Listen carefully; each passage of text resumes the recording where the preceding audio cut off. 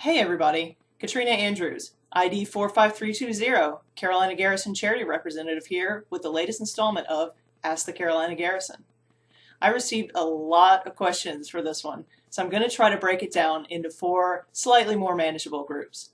First, questions about my role within the organization. Second, questions about trooping. Third, questions about costuming in general. And fourth, everything else. So, without further ado, here we go.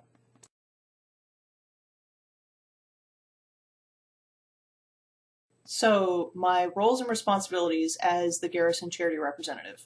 Um, the role is primarily an administrative one. The big responsibility is to maintain the giant log of all the trooper hours logged, charitable donations received, whether troops directly or indirectly supported a charity. At the end of the year, this gets passed up to the Legion level and is added into the totals for the whole Legion. I pull all of this information from mission reports, which is why completing those after a troop is so important. If a troop doesn't have a mission report, there's no guarantee that those trooper hours are going to be logged at the end of the year totals, or the support of a charity will be noted. Sometimes when you're filling out a mission report, it may feel like, what's the point? The report's just getting submitted into a black hole and nobody's ever going to read it. But I guarantee there is at least one person that's reading every single mission report, and that's me. So you better get those reports done, troopers. A second responsibility that I have is putting together donation letters on the official Carolina Garrison letterhead anytime there's a donation that needs to be mailed in. So if you get a donation check that's made out to a charity on our behalf, and you want to mail it in with an official looking letter, just let me know. I'm happy to put those things together for you. I do want to note the one thing that the charity representative is not is the sole liaison between the garrison and the charities that we work with. We have a lot of troopers in the garrison that work directly with charities to set up troops, and that is both welcomed and encouraged. Nobody should feel like they have to go through the charity representative if they want to work with a charity, although I'm certainly here to assist if you need help getting started or want to put an official face on things. The bottom line is I'm here to help and facilitate, but not to control.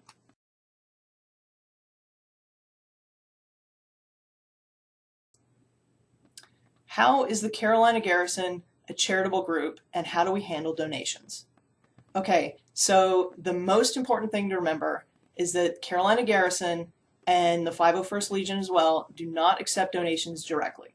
We'll partner with charitable organizations, support their events, support their missions, but the donations themselves are made to the charities. This means that when we're doing, for example, a sporting event where the team is making a donation to get us out to their event, the team is donating directly to the charity, not to us. In the case of conventions, for example, when we're doing Blast a Trooper, or if we're having a raffle, or if we're just setting out a donation bucket, we explicitly state that the donations are going to a charity, not to the Carolina Garrison. If at all possible, we have a representative from that charity at the event to accept the money. The IRS and the federal government are very picky about what is considered a charity or a charitable donation. So we do everything in our power to keep troopers from having to handle cash directly, because the IRS can view this as income that the trooper has received themselves, as opposed to a cash donation that was given to a charity.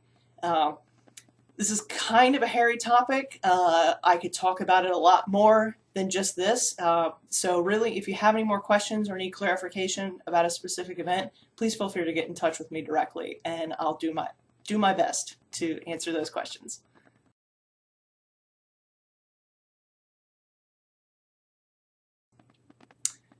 Out there charities. I can't really think of any off the top of my head. As I said earlier, the IRS and the federal government are usually pretty picky about what constitutes a charitable organization. So by the time a group is registered as an official charity with the federal government, which means that we can partner with them to help them get donations, support their mission, they're not really going to be that weird or out there.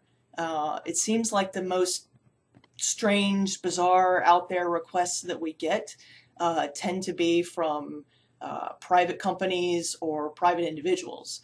But since I'm not an event coordinator, I don't even know if I've heard about some of the really weird ones.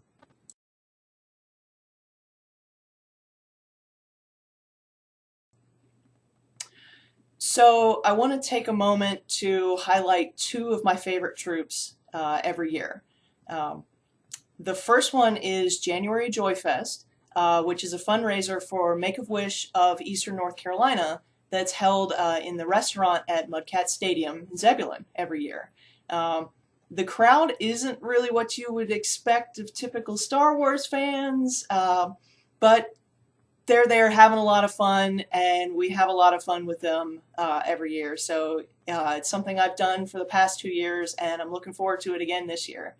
Um, the second is the SPCA K9 3K held at Coca-Booth Amphitheater in Cary in the late spring every year. This one also raises a ton of money for the SPCA each year. And you get to see a ridiculous number of dogs in one place. So if you're an animal lover, it is a great troop. Both of these troops are a lot of fun. So if you're on the forums and you see the sign up page come up, definitely sign up for them. They are a lot of fun, and I do look forward to them each year.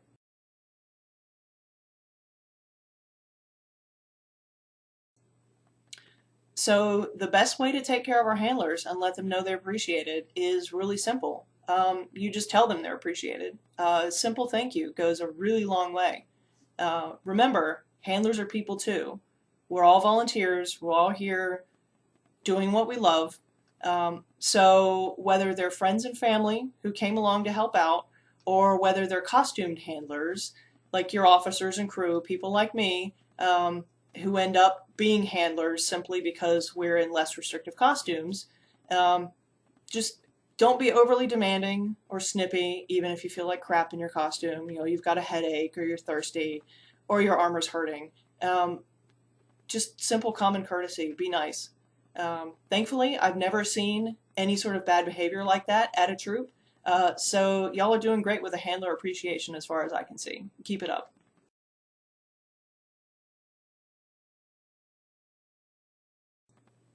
So I've actually faced very few issues related to being a woman in a heavily male-dominated group like the 501st. Sure, there's some bad apples here and there, as there always are in any group, especially a group of this size, but we are a very remarkably self-policing group. There's a lot of support among female members of the Legion, both in terms of costume building and in dealing with being a minority in what sometimes can seem like a real boys' club. I've been at some troops, usually sporting events, where I've been harassed by drunk fans, but actually I hear that's nothing compared to the treatment by drunk older women that some of you guys in armor have experienced. So that is kind of a strange role reversal. Yeah.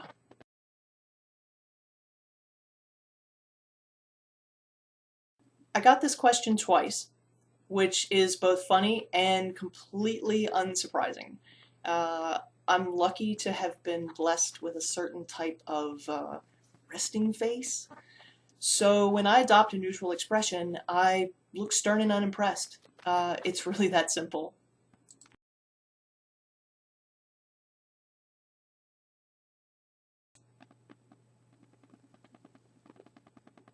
It's just my face. Seriously.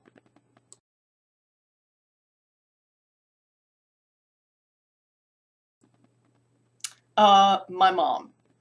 I think she would get a kick out of it. The rest of my family would probably just find it weird.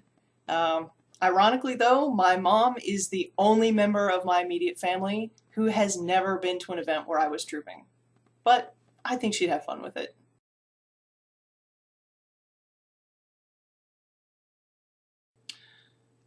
I am not entirely sure, to be honest. Does getting caught outside at a baseball game in torrential downpour and hail and dangerously close lightning count as strange? Because really, That's just a typical summer afternoon in the South.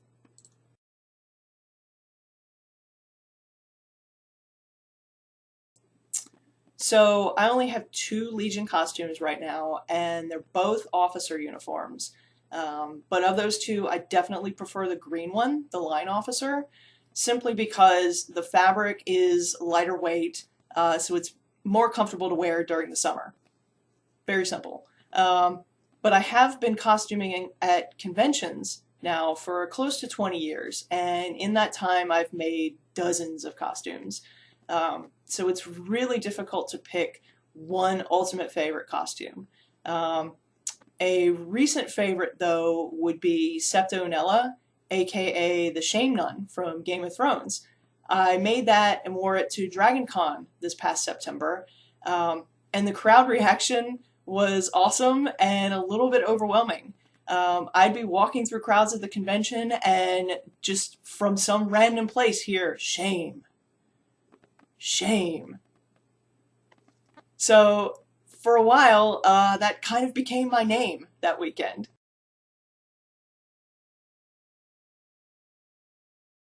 So it took me a month and a half to make the first one, the black staff officer uniform, because I had to develop the pattern, sew an entire mock-up to check it for fit, and then finally sew it out of the expensive wool fabric. For the second uniform, the green line officer uniform, it took 8 days to make, simply because I had the pattern already done and just had to sew a new one.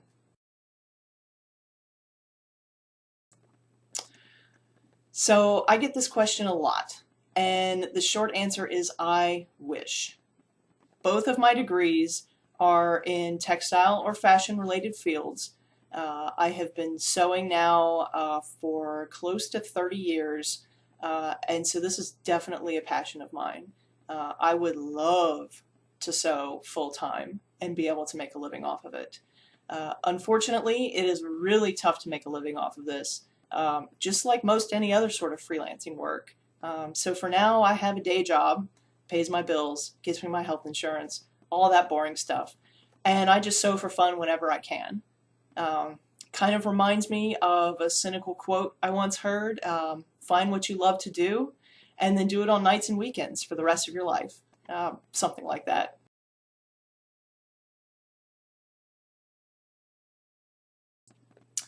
I'm working on the seventh sister from Star Wars Rebels right now, but it's going very slowly. I started working on it about a year and a half ago, before I'd ever seen Star Wars Rebels, solely because somebody suggested it to me and I thought it sounded cool. I kind of want to be one of those armor types, like all you cool kids, with, little movement, no vision. You guys can take care of me at Troops for a change.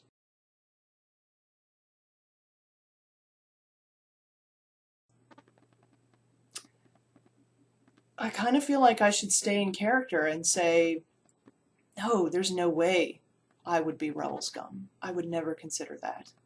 But the honest answer is sure, I would love to do a Rebel costume, but I just don't have anything specific in mind right now. Um, Maybe a generic Jedi, just so I could be a little creative with it, have a little fun, and still get to carry around a cool lightsaber.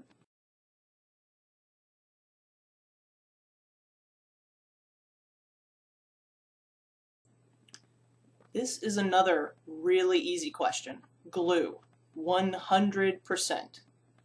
Sewing through a finger is no fun at all. And yes, I have done it on multiple occasions. Human reflexes are a lot faster than a sewing machine, so when it happens, you're jerking your hand back before the needle goes back up and out of your finger, which means you can end up snapping the needle off inside your finger. Think about how much fun that is. Yeah, fun.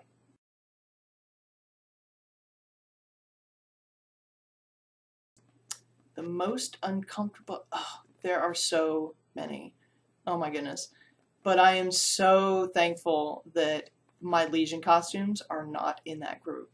Um, I have worn headpieces so heavy that they bruised my forehead. I've tight-laced corsets way past the safe limit and bruised my ribs. But I think the worst most uncomfortable thing I've ever done was wearing a costume that required 5-inch stiletto-heeled boots.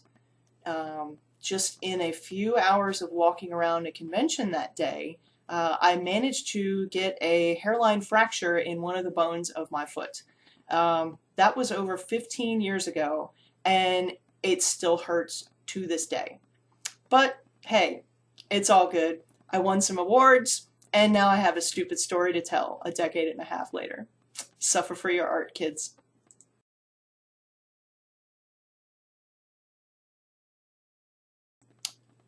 I'm going to give you a cop-out answer on this one and say nothing is impossible if you put your mind to it. Porgs, the other white meat? Porgs are food, not friends, right? Um, Porgs are super cute, though, and they're less annoying than Ewoks, I think, and I do like the reason that they were included in The Last Jedi.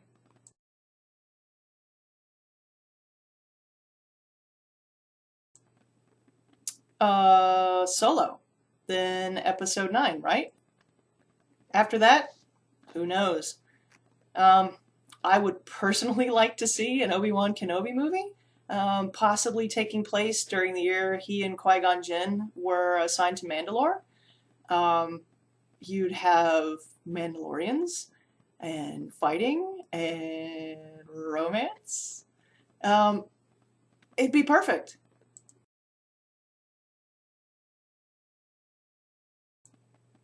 I do like BB-9E, that new Imperial droid from The Last Jedi. He's cute and round like BB-8, but also black and evil, so he's cooler.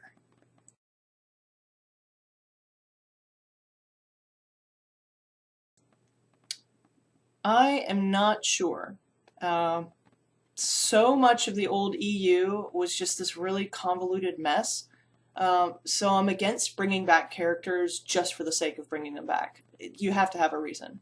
Um, I do remember a decent part of Admiral Dalla's characterization being that she had this huge chip on her shoulder because she was a female officer in the Empire and they were all treated poorly.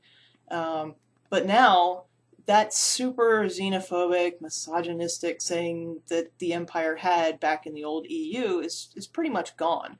Um, so she'd be kind of a different character if the writers brought her back now. Um, I don't know. You might just want to leave her in the old EU as she is, and just come up with some new female officers instead. I mean, the new female officers that we've had that have been introduced in the novels lately have all been fantastic. I really love them, so I hope that that keeps up.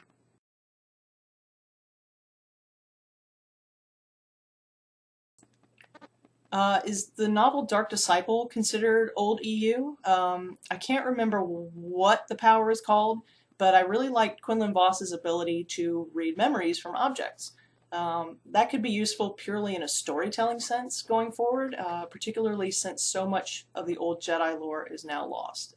That would be a really easy way to bring things back in future stories, if need be.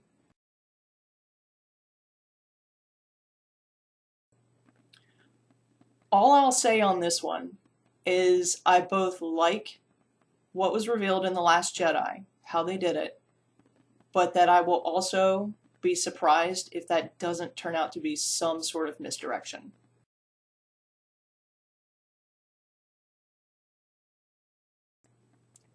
Food. I love food. And medals. I decorate my Christmas tree with them every year, so the more the merrier.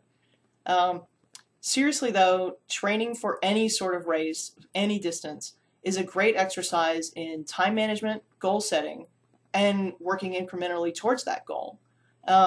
You can't just cram all of the preparation for a race into the last week before an event like you can, say, make a costume in 8 days before a convention. You have to make the time in your day, sometimes every day. You have to put in the effort. Otherwise, you're going to fail. Some may say that running's just a hobby, and a ridiculously self-indulgent one at that. But these are skills that can carry over to every other aspect of your life. That's why I do it. And that's it. Thanks for sticking around with me, everybody. If you've made it to this point, you truly have the stamina worthy of any endurance athlete, and I salute you. Now, it's time to pick the next trooper to record a video, and I have decided to go with our very own Garrison membership liaison. Jason Hill, I choose you. Have fun!